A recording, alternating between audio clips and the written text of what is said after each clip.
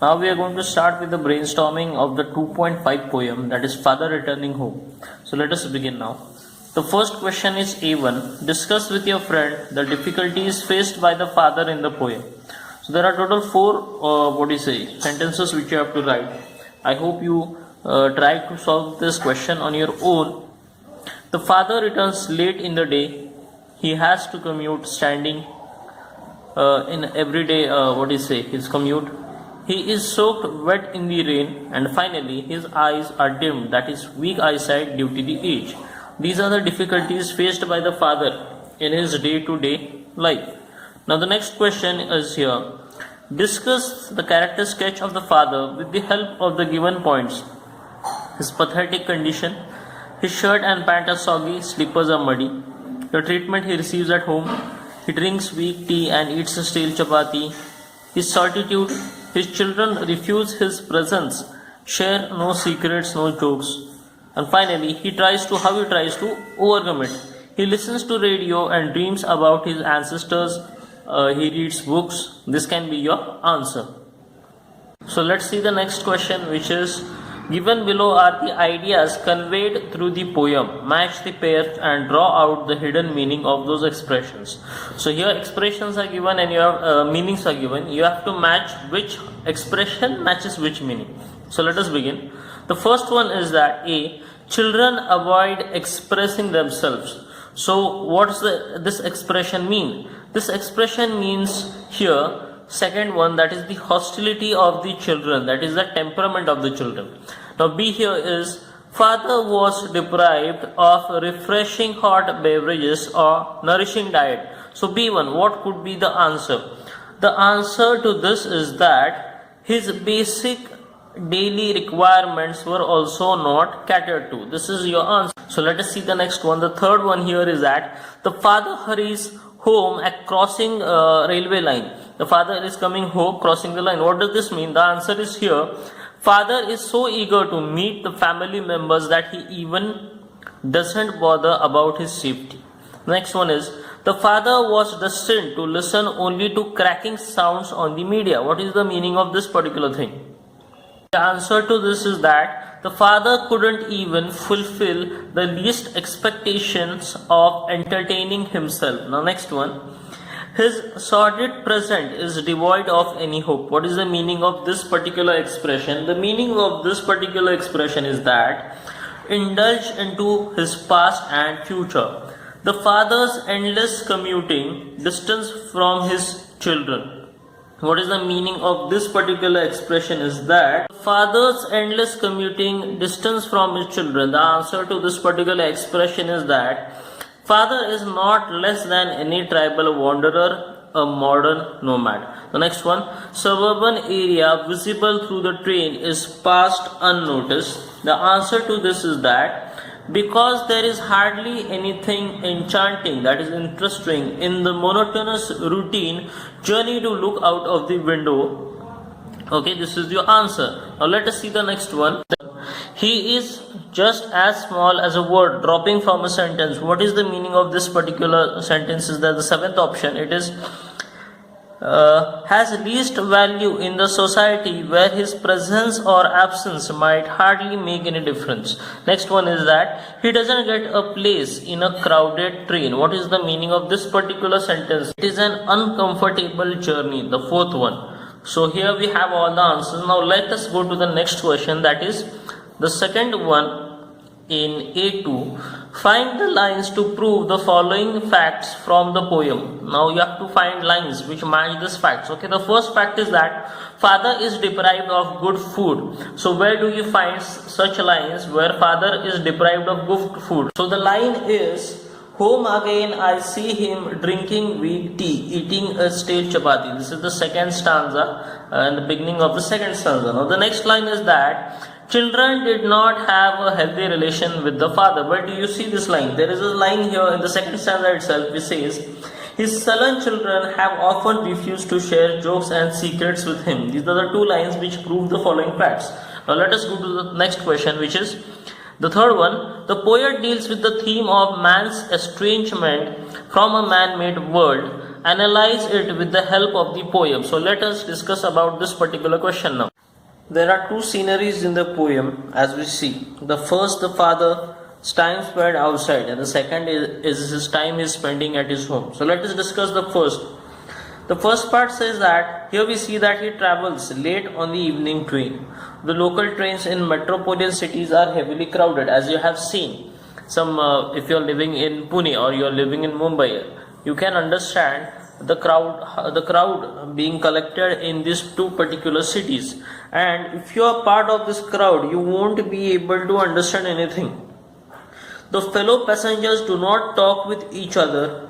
He stands silently at his destination and gets down.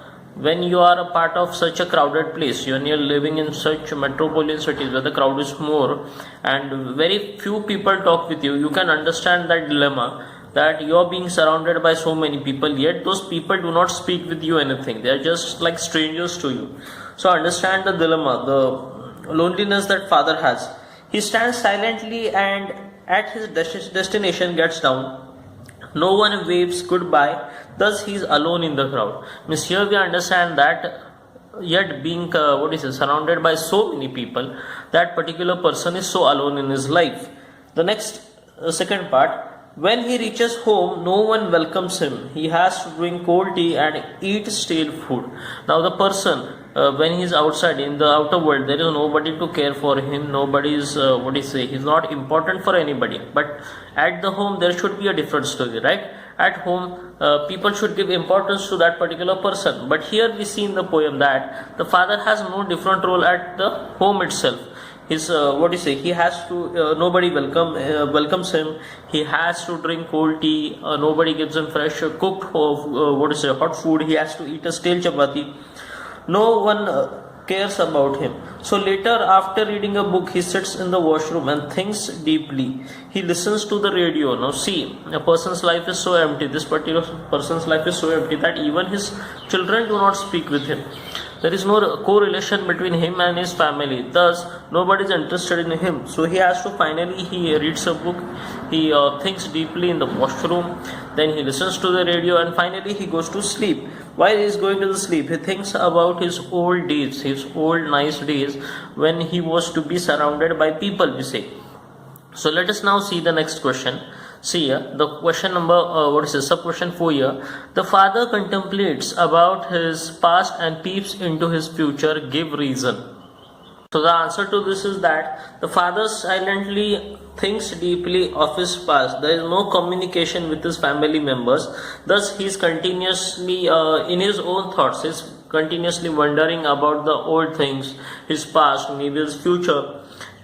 If he would have sat with his family members to recall happy memories and enjoy them again, this is what the father has been keep on thinking.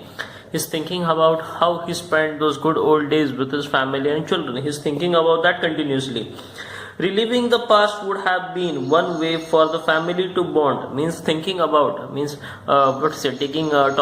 the old memories, talking about some incident, having some tea, maybe just a little chat with the family would be something the father would want to do. But the father thinks of the past alone. Only the father is the one who's living in these memories. The children are not least interested in this. There is nobody to care for him. So here the father has fallen alone. Now, the future plans could have been discussed with the family, so he gets himself busy in his own routine.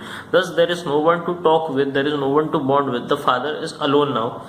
And thus, when he finds himself alone, he reads a lot of books. He has fixed his own routine. He goes to the office, he comes back again, he goes to the office, he comes back. This is the routine of that particular person. He's collected a lot of books, so you can say that somewhere he had found peace in books. And afterwards, every day, finally when he goes home, he listens to the radio and he thinks about if there was a possible way to find a home. That is A3. Complete the following using suitable describing words as appeared in the poem with the help of the words given in the brackets. So there are a few words given here which are weak, dim, muddy, soggy and stale. So the first one A here is father's attire. Now how is the father's attire? Father's attire is soggy. Next, father's tea. Father's tea is weak. Father's footwear, it is muddy. father's food stale and father's eyesight is dim. Now next A4 here is that the fared homeward through the humid monsoon night. In the above line, the weather is humid, not the night. Okay, the epithet or adjective is transferred from the weather to the night. This figure of speech is transferred epithet. Let us see now some more example of transferred epithet from the poem. There are suburbs slide past his unseeing eyes and the cold water running over his brown hands. So the code is identify and write the lines from the poem which express the following figures of speech. Now some figures of speech are already given to you. The first one is simile, alliteration and onomatopoeia. Okay, so here we are going to write one line, an example from the poem. So I have here, like a word dropped from a long sentence. So the father is compared to a small word, means he is unimportant. There is an indirect comparison between the word and the father, means in a long sentence if a word is dropped, nobody cares about it because it is least important. In the same way, father is also least important for the people around him.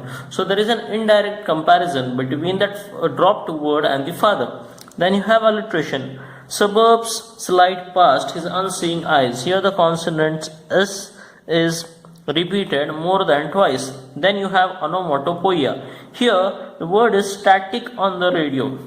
So the static here is that word which is used for tuning the radio. So the word which the sound of the radio here is this static. Now let us see the next question, which is the third one. I see him drinking weak tea, eating a stale chapati. Here stale chapati stands for stale food, that is non-nourishing food or diet, where the part symbolizes the whole, that is food. Guess the name of the figure of speech. Here the figure of speech is scenic dosh. So what is scenic dosh here actually? Scenic dosh is a figure of speech where a small part is represents the whole of the object. Okay, so here the word stale chapati here means the stale food, unnourishing food. This is what scenic dosh wants to tell us.